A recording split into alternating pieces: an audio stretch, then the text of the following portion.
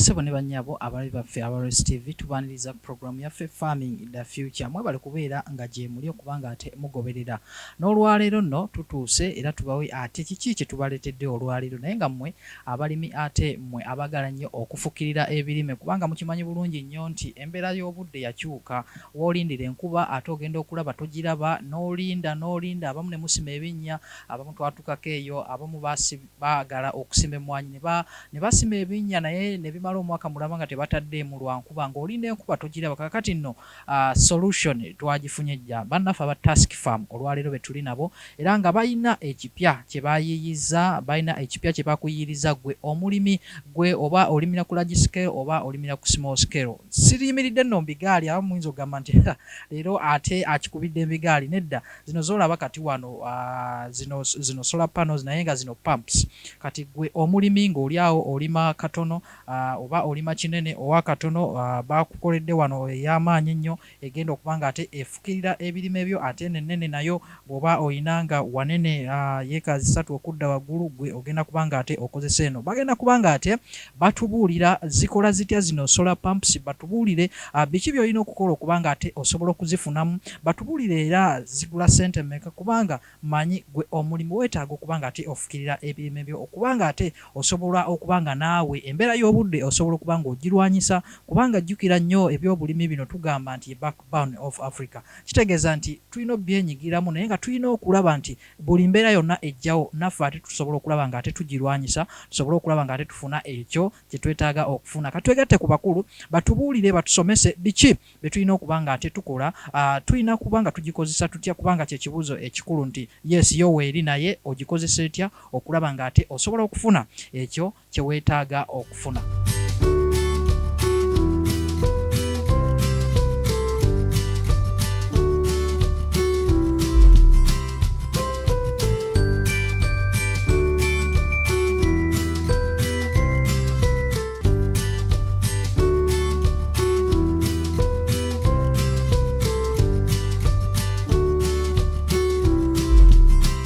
Okay, my name is Wangeshi Lawrence Masharia.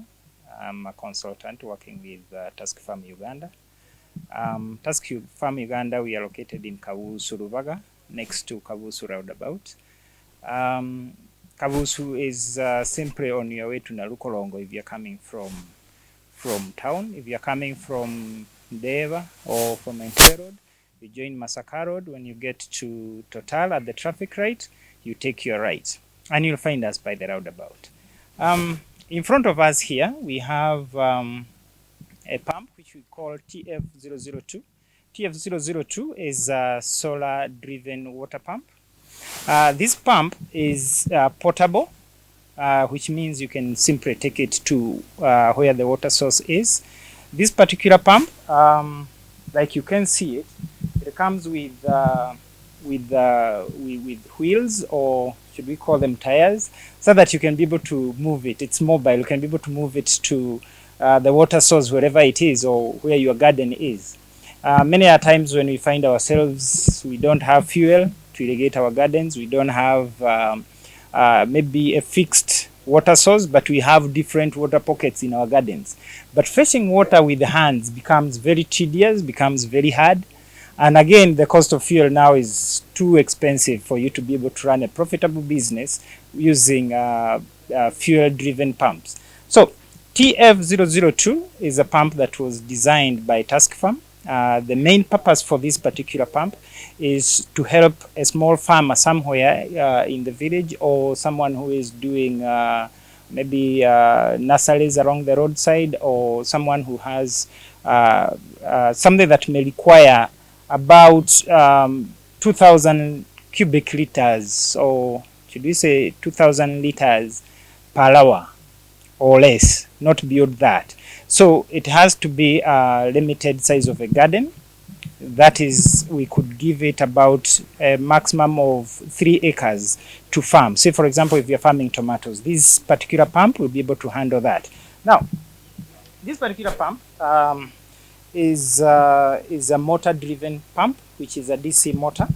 This particular motor gets power direct from the solar panels, so no batteries. no battery issues. I don't know my battery has died. I don't know my battery has issues. No battery issues here. You simply take your pump to the water source, get your suction pipe, this is the suction to the water source, and connect to your delivery, and you switch on the machine, and that's it. It starts pumping the water.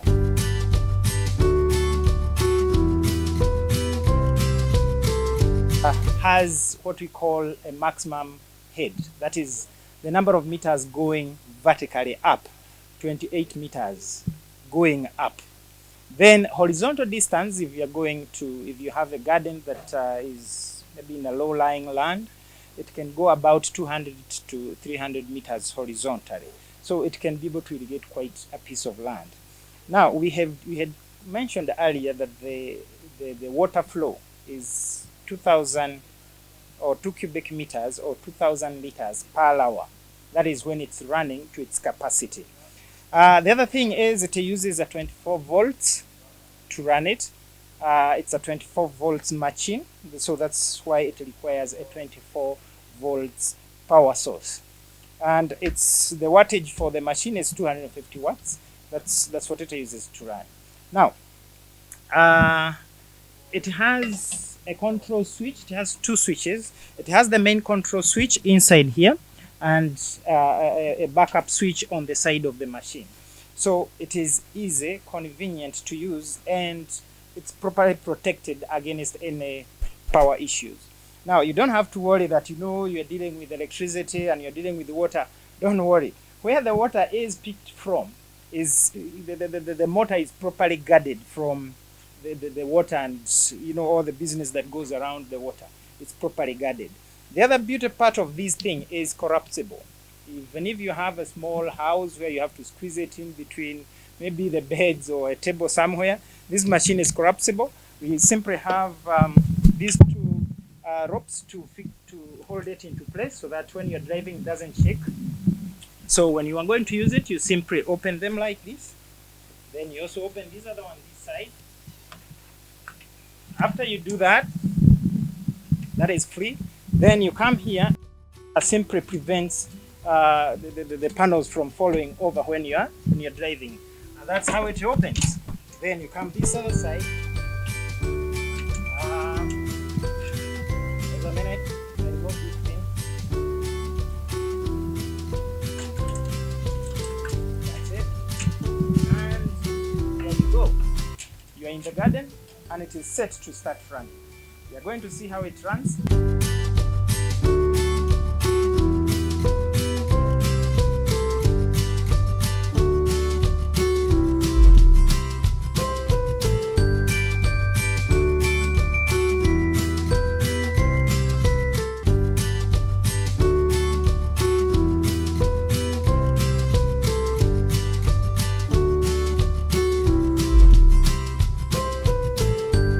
Sure that our pump is ready to run and to run safely. This is what we call a foot valve. A foot valve simply is to help us filter the water that is going into the pump and to make sure that it doesn't have debris or stones that can injure or spoil the inner parts of the pump. So I'm going to use a watering can to simply fill the suction pipe, like you can see. I'm just pouring it direct into the foot valve. The foot valve, remember, does not allow the water to flow back to the source. So once it fills up, that's it. The pump is set. Okay, now we can see we have filled the pipe, the pipe fully. No air in the pipe. So when we do like that, now the pipe is set and we can run the engine.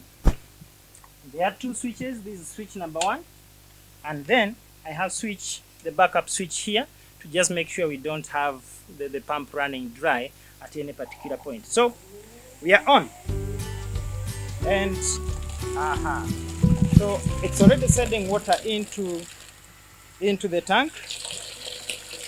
It's already sending the water into the tank from wherever the source is. This can be 45 meters up above it, above where the pump is, or at the vertical distance above the pump. And that's how the pump works. No costs in pumping the water. The only cost that you incur is once. You buy the equipment, you are done with irrigation. Let's assume we have pumped enough and we have irrigated our garden. And you can see it's already pumping when there isn't even any sunshine. It's doing its work. Now, let's assume we've finished our pumping work. We have done our work. So you switch off your pump. It's very important. You switch off on the two switches. That is switch number 1 off and switch number 2 off. Such that even if the pump, you go and keep it somewhere and somehow someone accidentally touches one of the switches, it doesn't mean that the pump will start running outright. So it has those two switches to make sure that it is safe from harm. Now, let's assume you finished your pumping work. Of course, it doesn't make sense to keep carrying the water around. So you simply drain the suction pipe, you drain it. Now I'm pouring the water that was in the suction pipe, you can see. Okay. To make sure that when you're driving, you don't have to carry unnecessary weight. Then after that, this particular one, if you have flexible pipes like this one, flexible pipes, you simply roll it by the pump to make sure that once the one you've already set, you don't have to repeat to set it again tomorrow. So you just roll it around the pump. You roll it around the pump. Okay. And you store it. Now, the main line, the main delivery line, remember it can be as long as from here up to 500 meters away. So you may not need to move with your delivery unless you have flexible deliveries which you're going to use for, irrigating maybe a small piece of land. If it is a small delivery, then that time you can roll it as well. But if it's a big delivery and maybe sometimes with these pipes which are not flexible, you may just disconnect it like you've seen. Once you've disconnected the machine, well, you're good to go back home and you just ride it. Let me show him how to. If you're good in pulling things, you simply get in and there you go. You walk as you go home. Well, if you have a few tools, you can put them here. Remember, nothing should be put on the panel because the panel is a sensitive part. But we have also something that we use for covering here, but we don't want to encourage people to put luggages on the panel because this is our power source. So we have to respect it. But here we have enough room for whatever else you want to tie. You can tie your hose here, you can put your pipes here, so there is enough room for it. So you simply drive your thing home and you go and keep it. And as you can see, it's very light, pretty light. Even a child can take it to the water source and pump water and go back home. And then we will all be happy and rich because one, we are not spending on or what we call crop production, or the production cost is much, much lower. Because number one, the water we are using, one, as a farmer, it's important to make sure that your water is clean. Don't give your plants dirty water. Dirty water comes with a lot of diseases. So make sure at least you filter your water a little bit to make sure, well, the color may not necessarily be clear, but it's not muddy water. It is not water with debris. It's clean water. Then the other thing is we are not now going to incur fuel costs when you're pumping your water. And that's it. So this is how you deal with this particular pump. Now we have finished pumping. You've packed it. Now we go and pack the other one. Remember we had, there are two types of pipes. Now there are those who use PVC, there are those who use for the flexible PVC, and there are those who use what we call PE. PE is the black one with the line in the middle. Now these ones are a bit more stubborn because they are rigid, they don't want to move. But, well, the pump doesn't care. If you can be able to find a way of fixing it, it will use it either way. Now the other thing is once you remove your delivery, then you remove your suction and you make sure you drain the water away. Okay? This particular way I can even do it like this. The whole point is just make sure that there is no water in the suction. Okay? Once you are done, you simply roll it by the pump. Okay, and make sure it is safe. Then after you've done that, you simply put your pumps up, your panels up, and you lock it like that. You come this other side, you do the same, and you lock it so that it doesn't fall over. You lock it. Yeah, there. Just a minute. Okay, it's in. You lock it. Then it is important you fasten these belts. These belts are simply for making sure that the pumps, the panels as you're moving, they are not flapping around. So you come here and you fasten that belt, and then you come this other side. You fasten your belt like that, and you're ready to go home.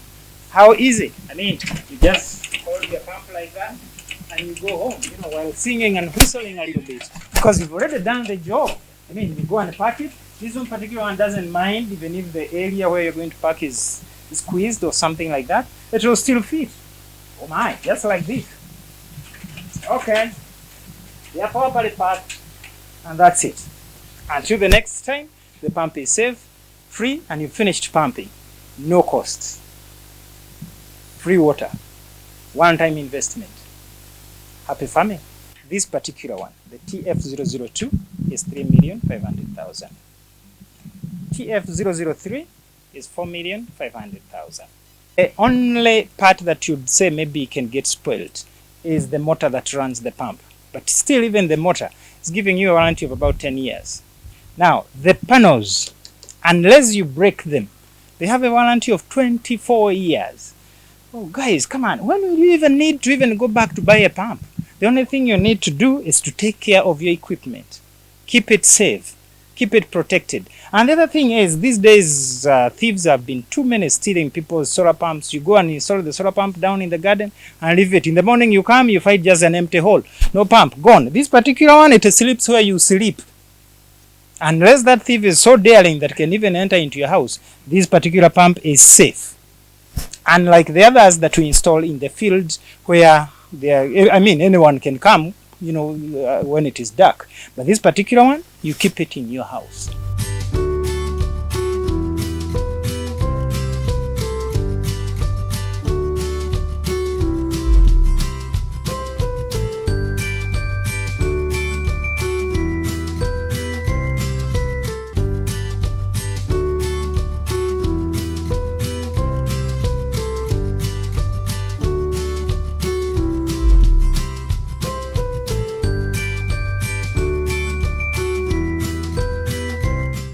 Nze Nabirye Joyce nkola ne Task Farm Uganda.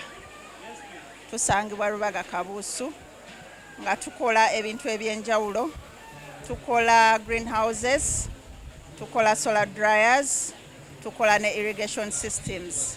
Mwebyo tutunda ne materials ezikola ebintu ebyo ebyenjawulo. Kati ngenda kunnyonnyolako ku materials ezo ze tulina. Point to note, tulina genuine materials that are not affected by the weather, they are not affected by the sun, and they are not affected by rain. Zibeerawo okujjako nga omuntu akasaze busazi naye tekalina gye kalaga kasobola okubeerawo for 4 years and above. Kakati kantandikire ku nets ze tukozesa kuba bwe tuba tukola greenhouse tulina akatimba ke tukozesa ke tuyita insect nets. Ke katimba kano aka white.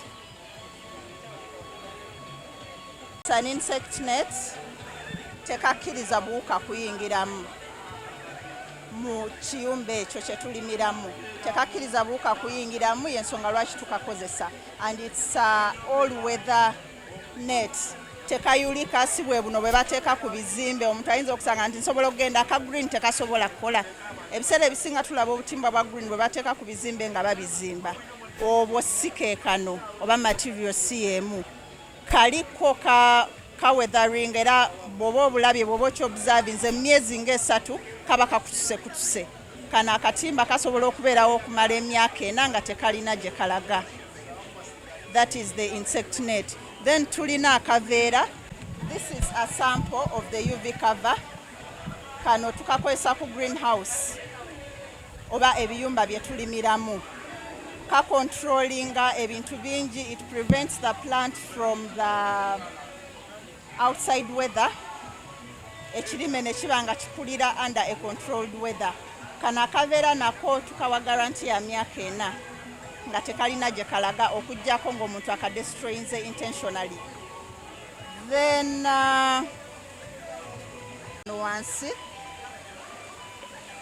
kano kakola ku solar dryer. Solar dryer zeezo bwenzogera abantu abasinga bw'oyogera ku solar bategeera ku solar pump. Naye nga eno solar dryer tekozesa pump. Kana akaveera ye pump oba pano tekakozesa pano. Kana akaveera ye pano yaako. Socket bikkako then kekasobola kekalina amaanyi okusikaga amaanyi g'enjuba ekintu ky'oba otaddemu ne kiba nga kikala. Tulina shade net ng'erinnya lyayo it's a shade net. Buli mu percentages ez'enjawulo erinnya bwe liri nti shade net ka allowing it reduces the amount of direct sunlight ekirime kye kiba kifuna. So ka shading off some sunlight kikaza mangu, so it's called a shade net.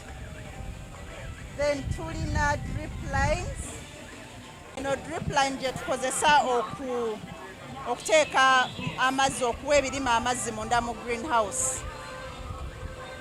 Their pipes ziriko obutuli, so you just lay them in the garden then ne ziba nga zisobola ebirime bisobola okufuna amazzi kasitoba ng'olina source of water. Then kanjogereko ku solar dryer.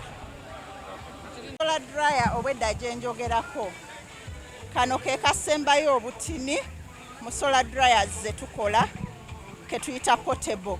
Naye nga waliwo bye tuzimba nga biyumba tujja ku site yo oba ewakaawo ne tukikuzimbirayo.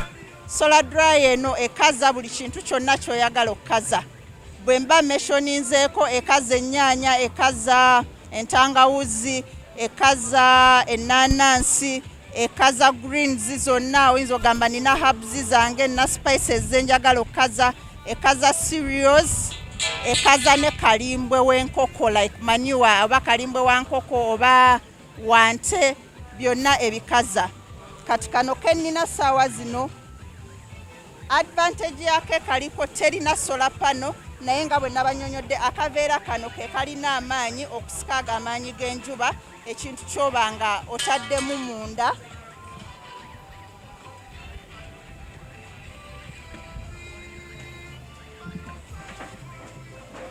Ako ka tray kwe tuteeka ky'oba oyagala okukaza. Saawa zino tutaddemu obutula. Obwo obutula bujja kutwala ennaku 2 okukala. So obuteeka kwako ka tray, bw'omala obuteekako n'okazaayo munda n'oggalawo. Dryer yo n'ogiteeka mu musana.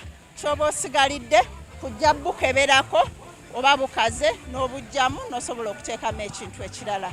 Solar dryer eno osobola okukalizaamu fruits, osobola okukalizaamu any type of vegetable, osobola okukalizaamu any type of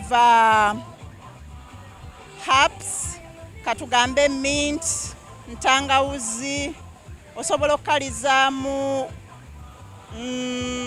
lumonde, mogo ne cereals like kasooli, ebinyeebwa byonna bikaliramu. Kyonna ky'olowoozaako nti njagala kukaza kikaliramu. Advantage gy'erina nti ebintu by'omu kubikaza ebikaza faster than okubaanika direct under the sun.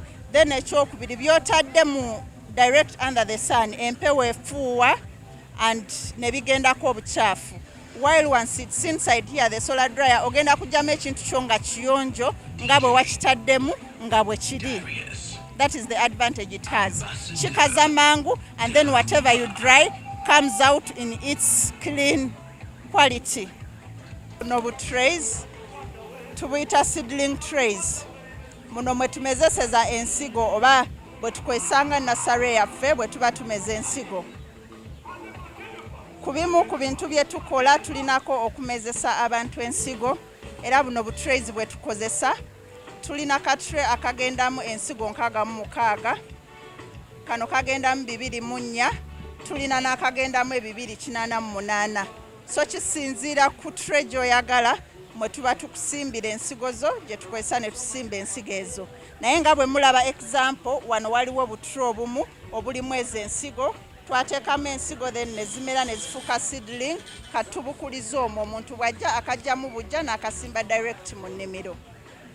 Then tulina bu insect traps. Buno bukwata buli kawuka akasobola okutawaanya ebirime byo.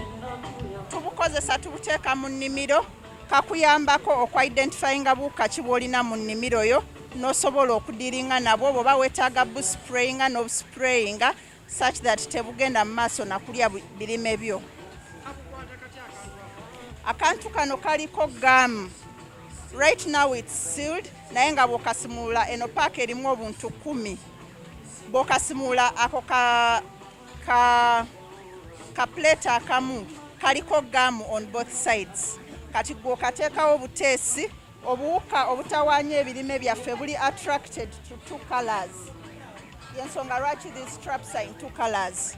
Obumu buli attracted to the yellow color, obulala buli attracted to the blue color. So gwe bw'okateekawo akawuka depending on which color ekasanyusa kwe kagenda, bwe kagwako tekavaako okwo kwe kafiira. Bwe butyo bwe bukola. Tugezaako okulaga abantu nti osobola okulimira mu pipe ezo, they are drainage pipes, nawe osobola ozifuula ennimiro yo. Either oteekamu ttaka oba okuziteekamu amazzi, what we call erya bulijjo, oba okuziteekamu amazzi, what we call hydroponics. Ebirime byo ne biba nga bikulira ku mazzi, oba okuziteekamu ettaka n'osimbamu ne bikulira ku ttaka. Eno eri horizontal naye waliwo eri vertical. Eya vertical advantage gyerina nti awalibadde ekimera ekimu osimbawo ebimera bingi kuba olimu ogenda waggulu. Kati wano wayinza okuba nga walibaddewo ekisimbe kya lettuce kimu naye olw'okuba namuteeka mu pipe ninamu ebikolo nga 14 mu kifo kyekimu. So that is the advantage it has. Yes, sebo. It's actually ekikuze kiri ready for eating kuba bitwala weeks 4. Amazzi ago tugateekamu fertilizer ekimera gye kyetaaga. Ekimera kikifuna kitya kigifuna through the mirandira, through the roots. Kati eyita muli mu mirandira kuba emirandira gye giba gikutte ku mazzi. Kati that is how it gets the nutrients nekisobola okula. Eno fertilizer eri water soluble. It's NPK abasinga tugimanyi. Gye tutabula mu mazzi ne tuteekamu then ne tusimbako ebimera byaffe. So yekola such that emirandira gi absorbing the fertilizer ekirime ne kiba nga kisobola okugenda mu maaso nga kikula. Nina abalimi abatuuliriza oba abatulaba ffe aba Task Farm tubaaniriza, tusangibwa Rubaga Kabuusu, tumezesa abantu endokwa, tukola solar dryers, tukola ne greenhouses. Enamba zaffe ez'essimu 0788 0788 5 968 abali ku Airtel 0703 49 09 27. Mwebale okutulaba.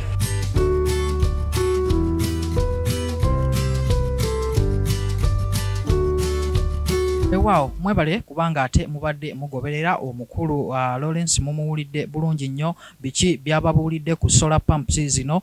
Nsuubira nti gwe omulimi ali eyo nga gwe okimanyi nti ebyobulimi bino obitwalira ddala nga mulimu weetaaga solar pumps zino, era byakusomeseza kubanga si nzibu kubanga ate osobola affordinga, si nzibu kulabirira. Okigula omulundi gumu togenda kuddamu kukigula okujjako ng'ate olina baana bakyejo obanga gwe akikutte n'okikuba wansi ne kyatika. Batugambye walanti ya myaka 24 mu butuufu tozala n'omwana n'atuuka n'okuzaala nga naye sola gundi yo ekyaliwo ekyakola omulimu.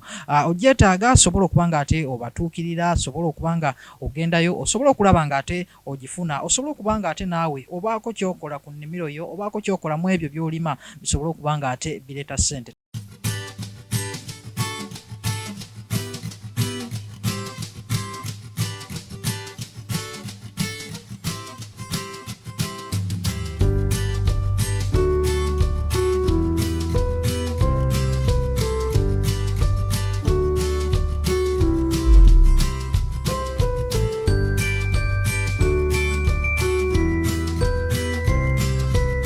basebo ne banyabo abali ku Rest TV tubebaza bwebaza okubanga ate mukyagyekuumiddeko n'olwaleero ate tuli mu kirime kino eky'emmwanyi ate nga tugenda kutunuulira nnyo emiti emito olwaleero kubanga abaana bangi abeenyigidde ate mu miti emito kubanga okimanyi bulungi nnyo nti emabegako awo nti bantu bakulu bokka be baali bazirimu naye olwaleero tukuleetedde abaana abato abalina love abalina ekyo kye baagala okubanga ate bakijja mu mmwanyi baana bangi abalina ennimiro ezaabwe era tugenda kubanga ate tunyumyako nabo kubanga ate waliwo ab'ebitongole ebyenjawulo nga Narrow Conference abaze okubalambula balabe ebintu bye bakola oba mbutuufu byebyo ebituufu n'okubawa ku magezi n'osobola ate okubayigiriza biki ebibulamu ate n'okubanga ate bongerako ku mmwanyi zino ze tulima tugenda kubanga tutambula nabo bakubuulire bo ekintu kino ekyokulima emmwanyi bakijjawa era wa gye kibatuusizza era bakifunyemu batya.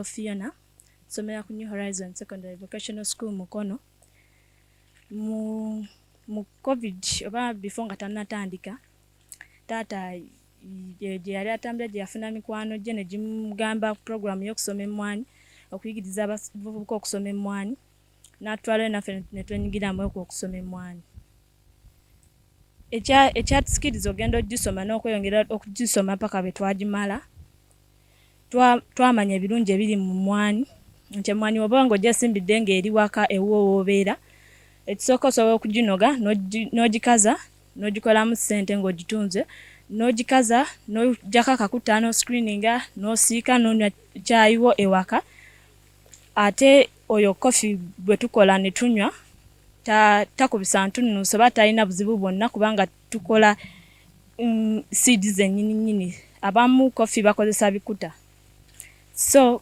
emmwanyi kyetugifunyemu nti tetubeera idle mu holiday yetu bwe tukomayo waka tetubeera idle tubeera mu nnimiro ne tusaliramu obuwuka ne tuweta ne tujjamu ebiwakatirwa ebingi so that emmwanyi ebeera nga eri free yeeyagala ereme kuliisa butabi bungi ne batuyigiriza n'okunoga emmwanyi nga eri red gye banoga so that akawoowo kabeera kalungi netabeeramu kali kakaawa kunoga mmwanyi nto ne batuyigiriza nti okunoga emmwanyi eri eya red emyusa obulungi yekola kaawa okuba n'akawoowo akalungi n'okuwuuma kwayo test yaako obubaka bwe nnina eri bato bannange oba ffe bwe twenkanya emyaka nti bwe muba nga mulinayo ennimiro ewaka ewammwe nga mwandiyagadde okwenyigira mu kukola ki mu kulima emmwanyi si kizibu osobola okigezesa n'okikola kubanga okusinga okubeera ewaka n'otulo okubeera idle kiyinza okunafuya n'obeera ng'oli lazy naye kinene kikumakinga obwongo okubeera nga buli ever at work n'otuuka n'okuddayo okusomero ng'okyali sharp kubanga oba omanyidde okubeera busy. Amannya gange nze Mugenyi Morgan Martin nga nsomera ku St. John's Wakiso Secondary School. Nze okuyingira mu bulimi bw'emmwanyi kuba ndi mulimi wa mmwanyi yali mu COVID bwe yatandika twali tubeera ku ssomero mu kibuga kati COVID bwe yatandika ne batuleeta eno mu kyalo kati bwe baatuleeta mu kyalo kojjukira yali COVID tetusoma tetukola ki kati twali tulina okufuna ekintu ekitufuula busy so that tetubeera ntoonoonekera mu bintu by'ensi. Daddy waffe yawulira omulimu musomo gw'emmwanyi ne tugenda okwajjukira lwali twali tulinayo old fashion y'okusimba emmwanyi eri emmanga kati nga n'agamba zino emmwanyi ndowooza sizifuna bulungi kankangende bansomese ku ngeri ate gye nnyinza ozifunamu ennyo okusingako wano. Kati awo ne tugenda e Namayombe w'Amami Musule ne tufuna omusomo gw'emmwanyi ku butya engeri gye tutandikamu okufuna eno arrangement y'emmwanyi ey'okumukumu butya tuyinza ogirabirira butya tuyinza okugibeezaawo era biki bye tuyinza okukola ebeerewo nga nnungi. Era awo we twatandikira Mami Musule n'atuyigiriza nti olina okugula emmwanyi za cuttings kubanga cuttings abasinga bakozesa elite ate elite tavaamu bulungi takola nkonokono mpanvu zakola kimwanyi kwezibalira kati cutting yeereeta enkonokono empanvu bw'ogiriisa obulungi kugambayo kati teyina nnyo limits nnyingi kasoba ng'ogirisiza bulungi n'ogifukirira kyalaga nti emmwanyi ogifunamu nnyo singa oba otaddemu ng'ogiwa obudde ng'ogikolera kati naffe era mu covid omwo mwe twatandikira okulima zino emmwanyi za 3x3 foots tutandika okuzirima era naawe tulinawo wammanga emmwanyi ze twasimba mu kaseera ka covid ako nga abaana balala gye baabeereranga mu kuzannya n'okola buli kimu twali tulima mutumunanga aliyo yenna nga ewammwe mulina oba ettaka lye musobola lyosobola okusimbako emmwanyi kyamagezi nnyo n'otandikayo emmwanyi kubanga emmwanyi zino tekikkakatako nti bweweka balina ozikola ki okuzirabirira osobola okuzisimba oba olinayo guardian wo oba daddy wo uncle bw'ozisimba mu holiday bw'oba ogenze ku ssomero naaba nga asigala azirabirira n'okomawo mu holiday n'ozirabirira kubanga maaso eyo bbanga eritali zigenda bba zisobola n'okusasulira some of your school fees zisobola okuyambako mu bintu eby'enjawulo oyagala kukwata ssimu oyagala kugula ku ngoye eziriko emmwanyi eba esobola okukola ki eba esobola okuyimirirawo. Amannya nze Namiwanda Joan Agatha nga ndi mulimi wa mmwanyi nsomera ku ssomero lya St. John's Wakiso. Omulimu gw'emmwanyi emirimu gye tusinza okwetabiramu nursery bed tetugigenzeemu nnyo kubanga ezinene enkulu ate zo zeetaaga much more care ate eri osobola obbeerayo sometime but sinti za full time eza nursery bed naye zino enkulu ziba zeetaaga full time kuba oba olina okuggyamu omuddo tezirina kubeera mu muddo at any time oba olina okuteekamu manyuwa most of the time oba olina okuwateringa naye wanene obuzibu bwetubadde tulina bw'amazzi naye twebaza Mukama nti yaleese abayambi ne batuleetera ku mazzi. Emmwanyi zino zituyambyeko obutabeera idle mu holidays since tulinayo okusoma kwa holidays online bw'omala okusoma tobeerawo ng'oli idle kubeera ku TV nga tolina kyokola sometimes bireetera n'omuntu okukola by'atalina kukola kati tubeera idle tujja ne tusalira emmwanyi ne tuggyako obutabi obuliiriddwa obuwuka ne tunoga waliyo enkulu eyo wansi ne tuzinoga eziba zengedde eza red kuba batuyigiriza nti emmwanyi za green nga zino abamu ze banoga zinene eza green naye ffe tuzirinda ne zengera ne zifuuka kala red pure red ze tunoga. Emyaka gyange mbawa advice abamu balowooza nti neera okusoma kyenyo kuba kati waliyo online lessons nsaawa zino ze tubadde tugendamu naye si nti okusoma nti kugenda kwokka osobola okubeera ng'osoma nga bw'okola na bino kubanga most of the time si nti buli kimu ogenda beera okisaba muzaddewo sometimes ebintu ebimu oba olina obyetuusaako but nga si kusabiriza kusimbayo emmwanyi n'ebulibaddi ebeere ejja kuweereza ssente namba kubiriza kwetabira mu kuyamba bazadde baabwe okulima emmwanyi okubakunga okulima emmwanyi kubanga emmwanyi it is a lifetime kwega ebeerawo mpaka. Okusimba emmwanyi zino nasooka mami yantwala mu musomo ewa Mwanyi Mesule nange bwe namala okusoma nensaba mami nenyambako netugula wano nange nensimbawo emmwanyi nga maze obeera inspired mu meeting gye twagenda ewa Mwanyi Mesule. N'ofuna ekinyegenyege? Yes. Nange nensabawo nti kansimbe emmwanyi. Nazisimba mu November 2019. Kati nakakungulamu seasons 3. N'ofunamu ssente mmeka? Eyasooka nafunamu obukadde 3. Eyaddako nenfunamu 2.5. Eyaddako nenfunamu 2. Zonna nziteeka ku akawunti yange. Mami yanzigulira akawunti mu Post Bank junior account gyentereka ssente zange.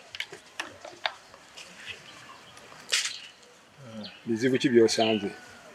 Akawuka. Kawuka ki? Kawuka ki? Coffee twig borer. Coffee twig borer. Katawaanya emmwanyi zange kuba n'obutabi bwonna obusinga mu bulaba bukaze. Due to that. Kakati mubulwanyisa mutya? Mubulwanyisa mutya obuko? Ekekano. Tubuggyako ne Tugujjako ne sekatawa.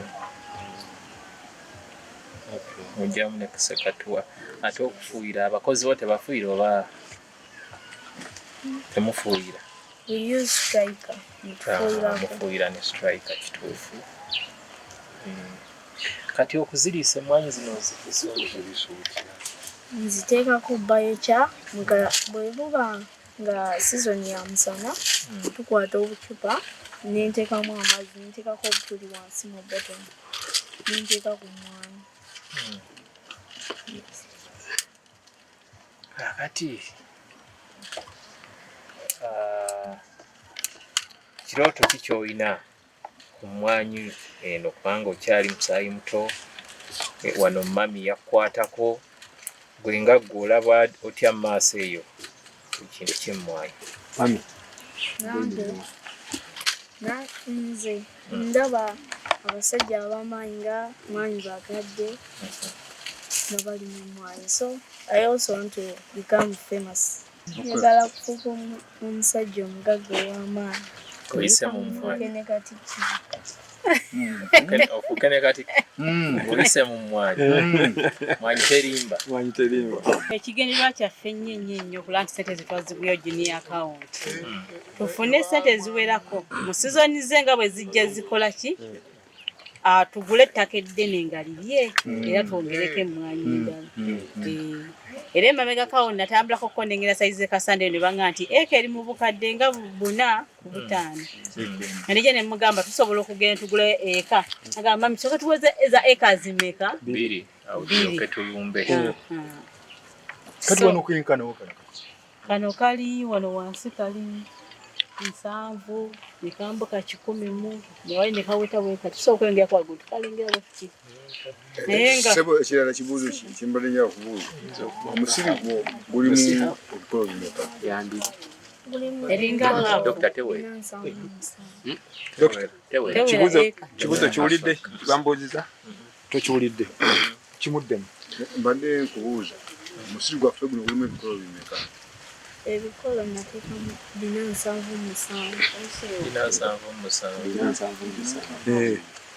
Wano. Kati wano okupima okujjukira wano ziri fuuti mmeka oba meters ab'emyaka gino musoma mu meters ab'edda twasomanga mu fuuti ne yadi wano ziri mmeka ate wali ziri 3 so 10 by 3 kiraba practice Mwana wa TV. Ate wa university ayina kubeera ku TV.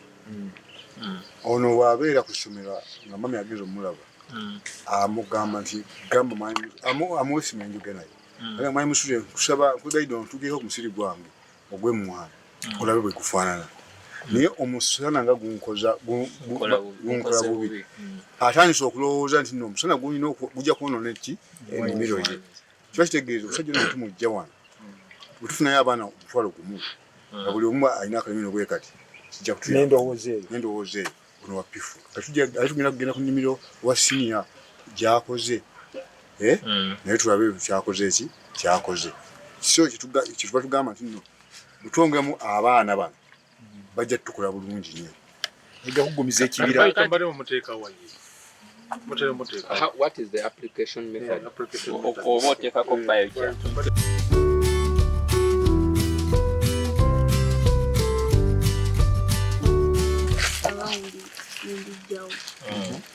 Ninjyawo biochar then nenziza.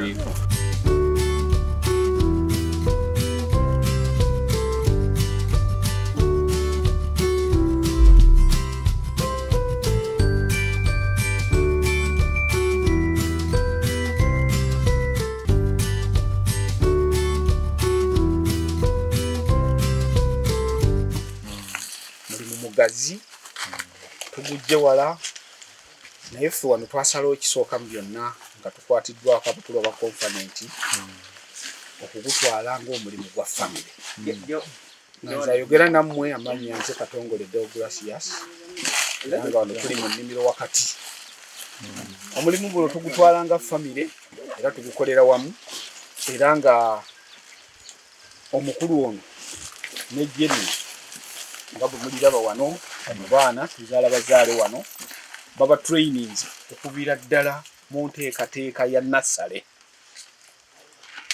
era ne twatandikawo ne nassale lwakuba ate ye eriko walako kapeeka era mukulu waabwe olw'okuba nti yabeerayo obudde obusinga era gyali kati ku nassale tasobodde kuba naye wano omukyala ali wano kumpi naye bwe tuddukanya omulimu guno amajangu wano omulimu guno twasooka eri paati ey'emmanga tetutunda kutuukayo twali tusimbye 10 ku 10 naye bwe tukwatibwako abakugu bano ne batulaga nti tufiibwa kinene nnyo nga tukola amabanga amanene kwe kulaba nti kati tutandise enkola eno gye mulaba eya Brazil eya 3 ku 10 naye nga ku bye twakalabako soffa mba twasooka ne tulowooza nti bwe tulima bwe tuti kiyinza obutatuyamba naye era mukulu bakadde era ng'akolagana ne bano ab'ennamayumba bongedde ne batukwatako okutuyamba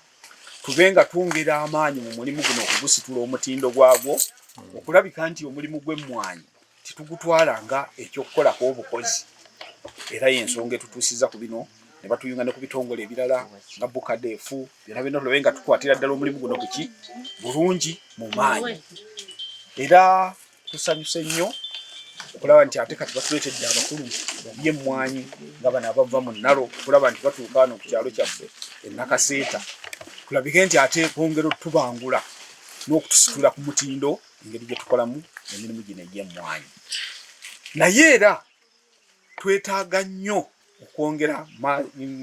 okwongera okubangulwa n'okwongera okutulaga amagezi amapya mukulu dokita nga bwe bakubuulidde emmwanyi tukyazeetaaga mu bungi ekibiina kyaffe kye tukoleramu eno ekya Goseka kirina bammemba bangiko naye emmwanyi zikyali ki ntono era eri Mother Garden gye ngambye eri ekapeeka weeri nayo yeetandika eyina endokwa eziwerako kuba twakozesa endokwa ndoza ziri mu 1500 mu kannassale nga ziri mu layini zaazo 7 kaakano we twogerera tulina ennimiro awo distance sinene okuva wano nawo tutandiseewo twamaze okusima ebinnya tumaze n'okubiteekamu maniwa okulabika nti tukola ki twagala tugende ku Naro tufuneyo era endokwa endala tukole Mother Garden wano endala tusobola okulabika nti tusitula ku mutindo gw'okulabika nti bammemba beeyongera okufuna ki emmwanyi ate era nga n'ekisinga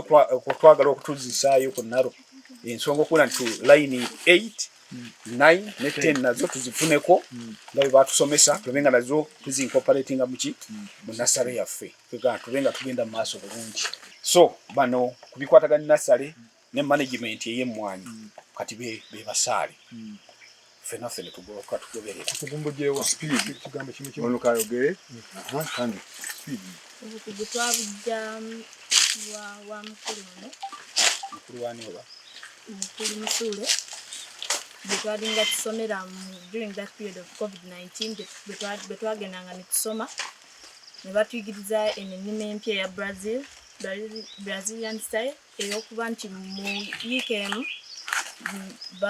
basimbamu endokwa 1333 ne batugamba ekikolo kinobeerako obutabi 4 so that bufuna space bwe bukulira bulungi obutabeera congested n'okukula obulungi okufulumya emmwanyi eziri ku mutindo. Twebaza Chairman Musuule otuyigiriza emmwanyi period ya COVID-19 kubanga yatuyigiriza ebintu bingi bye twali tetumanyi ku mmwanyi n'atuyigiriza engeri gye balabiriramu emmwanyi okutuuka okula engeri gye baziwetamu okuzisalira okuziwotalinga okuziwa manyiwa zisobole okukula obulungi okuleeta ebiriisa ebituufu. era nayinza okwebaza mwami Musuule olw'okutuyigiriza emmwanyi mu biseera bya covid yatuyigiriza ku nursery bed engeri gye bakolamu cuttings kuba ebiseera ebisinga twalimanyi elite naye n'atuyigiriza ku cutting n'atubulira ebirungi ebiri kukozesa engeri ya cutting kulaga nti ye ekula mangu ewayo nyingi nti obutabi bwayo buwanvuwa ne bukola ekuteekako space nene yaki ey'okubalirako emmwanyi era biseera bya covid ebyo nga tubanza okuyiga emmwanyi twajja awo emanga tulina emmwanyi ze twasimbira mu covid awo manga tulina okukya oluvannyuma ng'obuteeka mu kakutiya n'obusibako n'obutwala n'obwokyezaawo buleme kutambula mu nnimiro.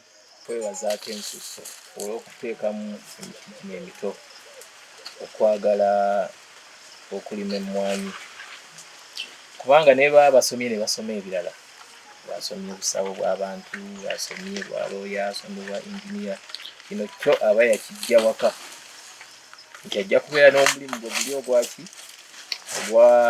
ogwa ofiisi ate nga ne gunaagulina ekyo nno abantu abasinga kikyatubulamu ate ng'ettaka bwe tulitunda abantu abamu babeera n'amataka eyo abaana ne babeera mu kibuga tayagala batugale tayagala bagereko kye bakola na kimu kirala okugyako okusoma Katonda bwakutwala nga bo bakyaliwo kata bajja bitunda ng'ojja nti balitunda ng'oba batunda amatooke nti ojja kutemayo so ekyo nkikwebaliza so enkola eno mwami Musulo yajja bagamba nti ekitongole ekya Naro kibadde kikyaginoonyerezaako naye bwe yabayita n'abalaga enkola eno kubanga omu ku bawala bange yagambye simanyi obooli agambye oyongeza bungi bw'emmwanyi naawe wakyogeddeko nti nnungi n'omutabani ono tugenze mu nnimiro ye tumulabira awo naye mulimi mukutivu mu ggwanga era naye atulaze ki emmwanyi z'ayinanga naye yasimba eno enkola ebadde ekyanoonyerezebwako lwansonga nti okulya bw'oba toliisizza nnyo kuba ekizibu kye tulina mu Uganda kuliisa simbi wabula okuliisa kikyatulemesezza n'amatabi gano gaba mangi mu kifo kugamba oba toliisa kiringa nga bw'onoobeera n'enkoko zino ezetulunda nga tusibidde wamu nozipokera emmere buli kaseera so zino zeetakulira totawaana nnyo kati n'emmwanyi zino ennima eno okusooka otandika na kika nga kirungi ngabe mulina zino za katingi ekyokubiri njagala obeebaza empeta gye mwaziwetamu nti kikulu nnyo abalimi baffe wano basuulirawo nnyo obubonero olina asimba omuti gumu ne gwesimba bwe guti ekifo kye yandifunye emiti 3 4 abeera na gumu mpozi ate ziri eza Arabika zendabye wali zo bw'ogenda eri gye bazirima bo tebaweta naye kye bakola ojjamu kano akalimi ne zikola amatabi amalala mangi era bafuna emmwanyi nnyingi bo enkola yaabwe si kukola kiti basebo ne bannyabo abadde beekuumidde ku programu yaffe eno Farming the Future olwaleero nga tukulaga ate emiti emito egyenyigidde mu mulimu guno ogw'okulima emmwanyi abantu bangi abalowooza oba abalina endowooza naddala abaana abato nti bwe tubeera mu bintu bino eby'okulima babeera babonerezebwa ekitali kituufu tukulaze emiti emito egyenyigidde mu mulimu guno ogw'okulima emmwanyi okusobola okuzza ate eggwanga lino ku ntikko kubanga ekirime ky'emmwanyi mumanyi bulungi nnyo nga bwe kifuna gwe omwana ali ew'essomero ng'ogamba nja kusoma bitabo byokka nno oluusi biyinza okubanga ate tebikola ate bw'obisoma gattirako ekintu ekirala nti bw'oba okomyewo mu holiday nga bw'obalaba oba bw'obawulidde nti bakomawo bulungi nnyo bwe bamala kirase zaabwe ate ne bagenda mu nnimiro kye bakola nga ate bakola ki nga bakyagala mwe mulina omuto atugambye nti ate ku akawunti ye alinako ssente zisoba mbukadde 5 naye mmwe ng'abantu abakulu oddeeyo ne bagamba nti ssebo twagalayo akakadde butuufu n'omala n'omwezi nga tosobola kubanga ate osobola okukafuna bwetyo tubadde olwaleero Monday abaddeyo ku kamera ate producer omukulu Gita naye abaddeyo ne Sara Kakoza ate agattagatta ebifaananyi ebyo tugenda beerekereza ku lw'omukaaga luno ate tubatwale mu programu endala tusinkane olw'omukaaga olujja mbadde muziki wa Namwama Vincent Kauma Setuba musibe bulungi mweraba.